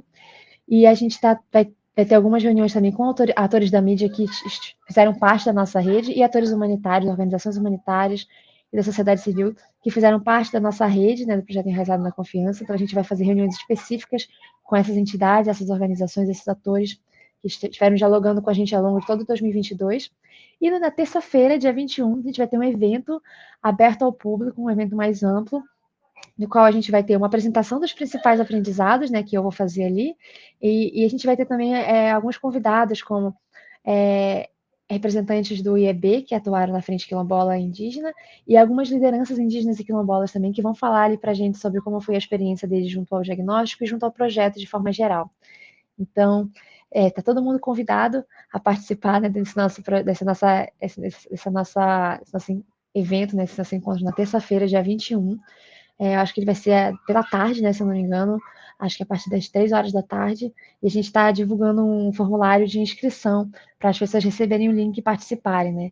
E nossos parceiros também vão estar divulgando por todas as suas redes sociais, e a gente também pede o apoio da Marta aqui para divulgar para a gente também esse evento, e você também está convidada, Marta, a participar do nosso evento na terça-feira. Podem contar comigo. Eu ia até aproveitar para, se permite, eu ia só mostrar aqui rapidinho. Eu vou só abrir aqui. O Brian tinha me mandado o material de vocês, E eu achei tão fofinho, foi as imagens, assim, né, das pessoas com um sorriso de orelha a orelha.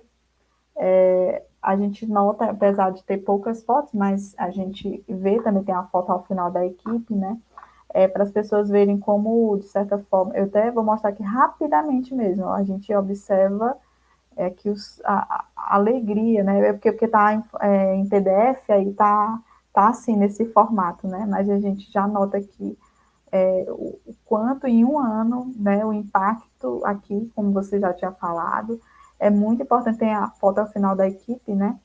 É porque aqui eu não sei, ele não, eu acho que eu não sei se eu botei layout. Pronto, tá mostrando só o layout aqui. E aí a gente nota aqui o sorriso das pessoas. Então é um projeto extremamente importante. Parabéns mesmo para vocês. Eu ia só aproveitar para destacar que você falasse um pouco mais sobre a questão dos parceiros. Você já destacou aí a importância dos parceiros nos eventos que vocês realizam, nas ações que vocês têm, né, promovido. Então, destacar quem são eles que de fato têm contribuído nesse processo que vocês têm realizado em um ano, toda essa questão dos diagnósticos, todos esses levantamentos, para não ser muito longa aqui na fala. Então, nós tivemos 3 parceiros, né, nesse projeto. Assim, nós tivemos, na verdade, uma porção de parcerias e de entidades que estiveram envolvidas na nossa rede, mas nós tivemos 3 parceiros mais próximos com a gente para justamente implementar as atividades do projeto Enraizado na Confiança. Primeiro é o Instituto Internacional de Educação do Brasil, o IEB, o IEPE também, que atua junto a comunidades indígenas no Amapá, e o Projeto Saúde e Alegria, que está situado aqui no oeste do Pará, aqui em Santarém, onde eu moro, e trabalha junto a comunidades indígenas e ribeirinhas aqui na região. Então, esses 3 parceiros estiveram mais próximos da gente e o diagnóstico do ecossistema de informação foi desenvolvido junto às comunidades que estiveram próximas ao projeto graças à parceria com o IEB. Né? Então, o diagnóstico foi desenvolvido muito proximamente ao IEB.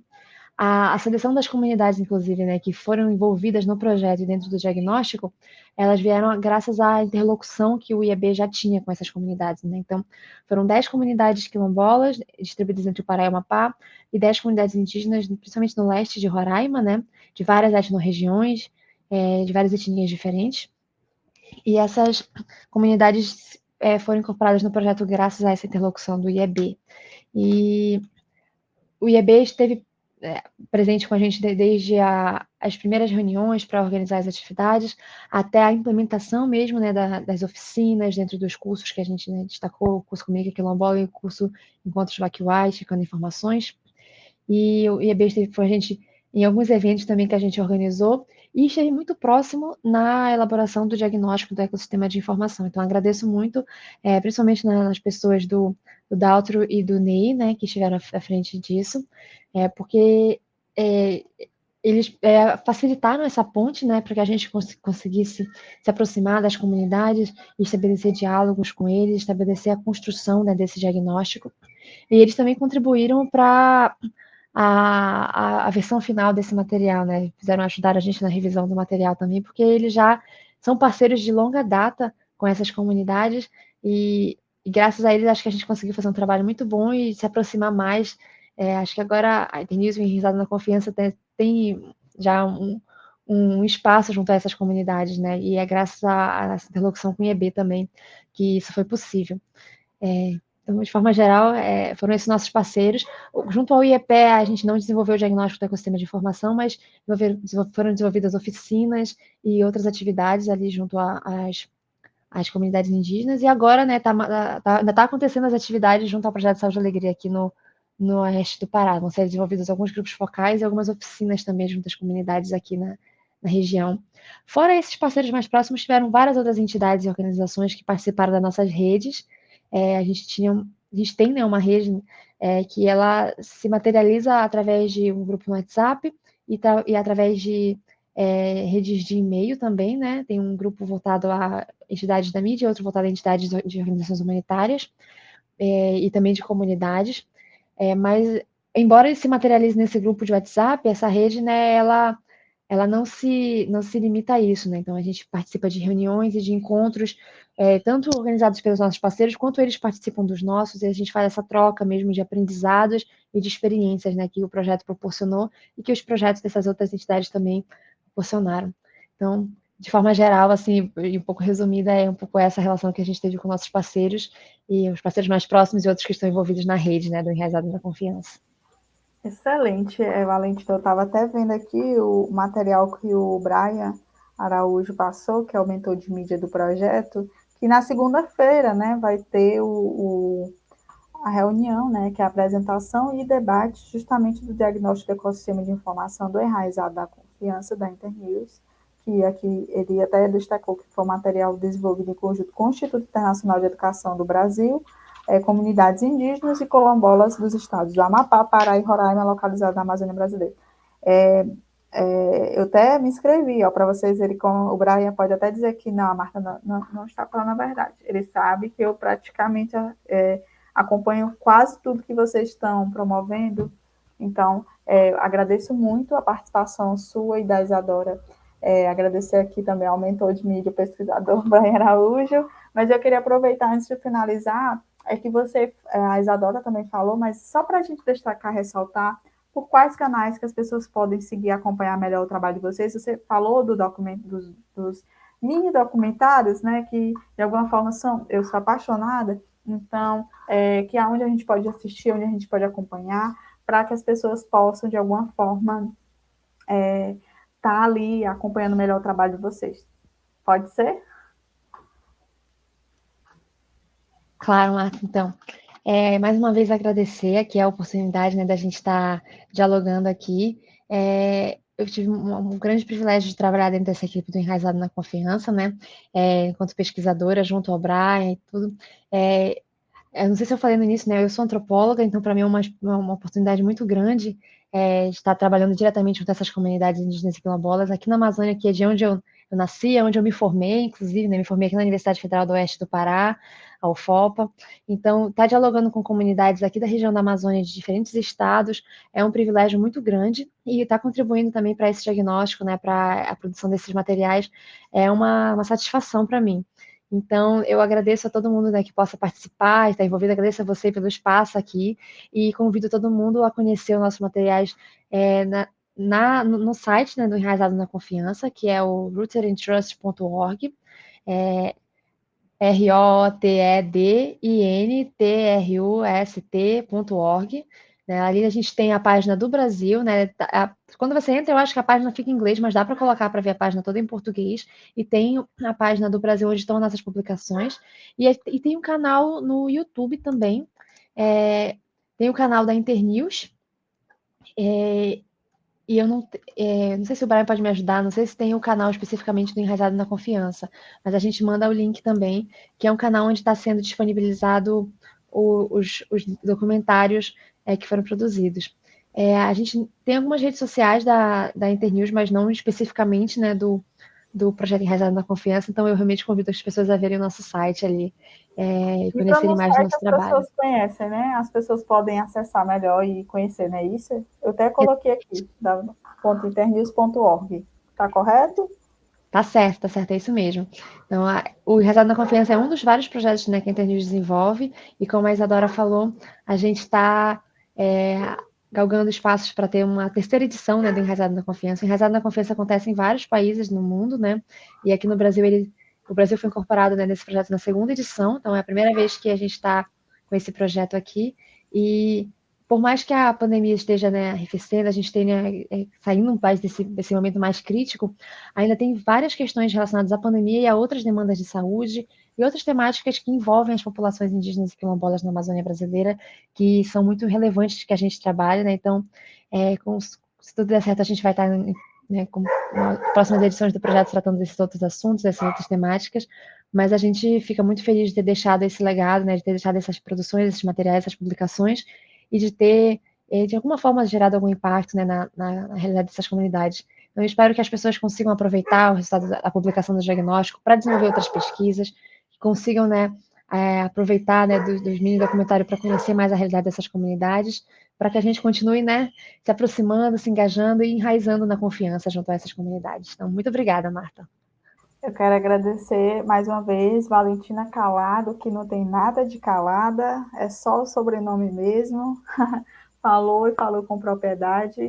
Eu agradeço mais uma vez, até porque você, de alguma forma, esteve à frente aí desse diagnóstico de informações. Estivemos aqui também com a gerente do projeto, que é a Isadora Stanley, e também estivemos aqui nos bastidores com o Brian Araújo, que aí é o mentor de mídia do projeto. Então, muito obrigada. Para quem quiser se inscrever no evento na segunda-feira, que é dia 20, para acompanhar melhor todas essas informações que a Valentina e a Isadora trouxeram, é só preencher o formulário, que muitas vezes é divulgado por vocês nas redes sociais, né?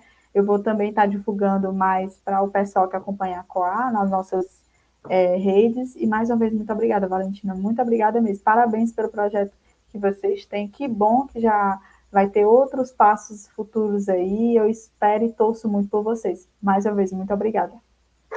Obrigada também, Marta. Foi um prazer. Tchau, tchau. Vou fechando aqui, concluindo a gravação. Obrigada. Tchau, tchau.